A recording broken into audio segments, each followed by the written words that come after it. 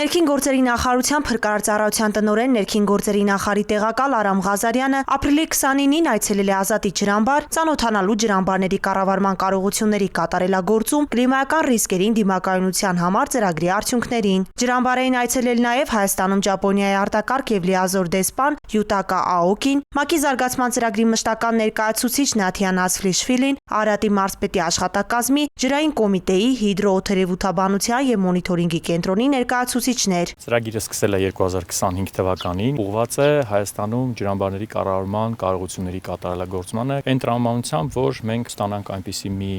համակարգ, որը 50 տարվա այս ջրամբարը կարողանա դարձնել ավելի արդիական։ Փրկարարծառայության տնօրենը սերտ համագործակցության համար շնորհակալություն է հայտնել միջազգային գործընկերներին, ընդգծելով ջրամբարների անվտանգության բարձրացմանն ուղղված համատեղ քայլերի կարևորությունը։ Նրա խոսքով իրականացված աշխատանքները կարևոր ներդրում են աղետների ռիսկի կառավարման եւ արտակարգ իրավիճակներին պատրաստվածության համակարգի կատարելագործման ուղղությամբ։ Հայաստանի Հանրապետության կառավարության եւ ՄԱԿ-ի զարգացման ծրագրի հետ մեր գործընկերությունը արդյունավետ է եղել։ Այսօր այստեղ գտնվելով եւս մեկ անգամ հնարավորություն ունեցա տեսնելու ծրագրի շրջանակում իրականացված աշխատանքը։ Շատ բան արդեն արվել է, սակայն առաջիկա տարիներին դեռ ունենք անելիքներ։ Ծրագրի շրջանակում Ազատի ջրամբարում տեղադրվել են ժամանակակից մոնիթորինգային սարքավորումներ, օթերևութաբանական եւ ֆոտովոլտային կայաններ, հիդրոլոգիական դիտարկումների արդիականացված միջոցներ եւ ազդարարման շչակային համակարգեր։ Ներկայացվել են սարքավորումների տեխնիկական բնութագրերն ու կիրառման ուղղությունները։ Ջրամբարը սնող հիմնական գետի, Ազատ գետի հիդրոլոգիական դիտակետն է արդիականացվել եւ տեղադրվել է ժամանակակից մակարդակաչափ։ Յուրաքանչյուր 10 րոպե մեկ ինտերվալով մենք կարողանում ենք չափել, թե Ազատ գետի միջոցով ինչքան հոսք է մտնում ջրամբար։ Հնարավոր ռիսկերի հայտնաբերման, գնահատման եւ կառավարման արդյունավետության բարձրացման նպատակով իրականացվել են համալիր հետազոտություններ։ Ջրամբարների կառավարման կարողությունների կատարելագործում կլիմայական ռիսկերին դիմակայունության համար ծրագիրը իրականացվել է Հայաստանում ՄԱԿ-ի զարգացման ծրագրի կողմից Ճապոնիայի կառավարության ֆինանսավորմամբ։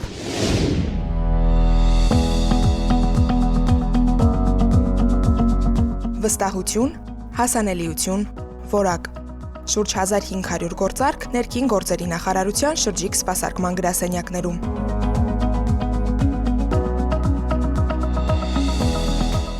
Ներքին գործերի նախարարության բարեփոխումների համատեքստում միգրացիայի եւ քաղաքացիության հաշվառման քննական բաժինների ծառայությունները քաղաքացիների համար առավել հասանելի եւ դյուրին դարձնելու նպատակով 2025 թվականի մարտին ներդրվեց Ներքին գործերի նախարարության շրջիկ սպասարկման գրասենյակների միջոցով ծառայությունների մատուցման այլընտրանքային ձևաչափը։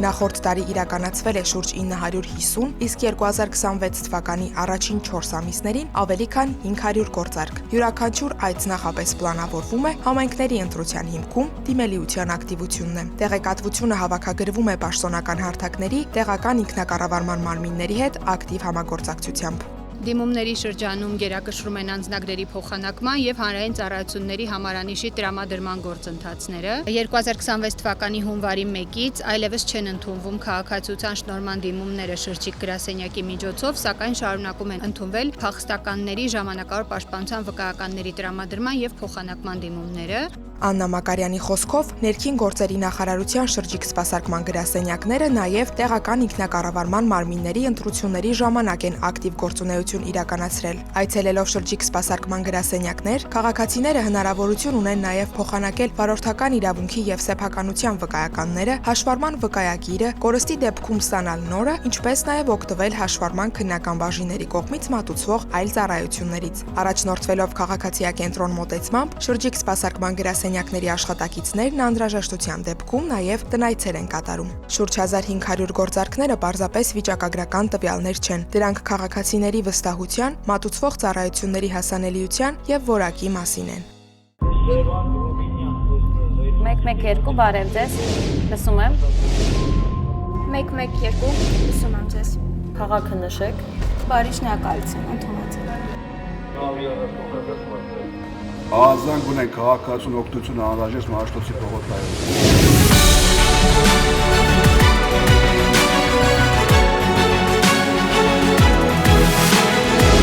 112 մեկ զանգ արագ արձագանք Գործարկվել է ներքին գործերի նախարարության ոստիկանության պաշտոնական նոր կայքը police.mia.gov.am-ը։ Ժամանակակից սկզբունքներով եռալեզու կայքը համապատասխանում է Հայաստանի Հանրապետության հանրային ծառայությունների թվայնացման սկզբունքներին, գործում է անպայման տիրույթում, արագագործ է և ծավալուն։ Տեխնիկական լուծումների արդյունքում կայքում գործում է նաև Եվրոպական միության ստանդարտներին համապատասխան ալգորիթմ, որի շնորհիվ այն հասանելի է նաև սահմանափակ կարողություններ ունեցող անձանց։ Կայքը հասանելի կլինի որոնման տարբեր համակարգերով, այլ երկրներում, ինչպես նաև հարմարեցված է տարբեր սարքավորումների էկրանների չափերին։ police.mia.gov.am-ը համահունչ է ներքին գործերի նախարարության ոստիկանության օպերատիվ գործառույթներին։ Կառավարությունն իրազեկում է Կասկածելի անձանց և կազմակերպությունների միջոցով մի ստացեք և մի փոխանցեք դրամական միջոցներ։ Հարգելի քաղաքացիներ, ներքին գործերի նախարարության ոստիկանությունը հորդորում է դրսևորել առավելագույն զգոնություն, երբ անծանոթ անձինք հորդորում կամ խնդրում են իրականացնել դրամական միջոցների ընդունում և փոխանցում։ Ձեռնպահ մնացեք կասկածելի գործունեություն իրականացնող հիմնադրամների կամ կառույցների միջոցով դրամական որևէ փոխանցում ընդունելուց կամ կատարելուց։ Այդպիսի փոխանցումների հետևանքով կարող եք ոչ միայն ֆինանսական կորուստներ ունենալ, այլև ձեր կամքից անկախ դառնալ հանցավոր շղթայի մի մասը։ Եղեք զգոն և չեք դառնա զեղծարարության զոհ։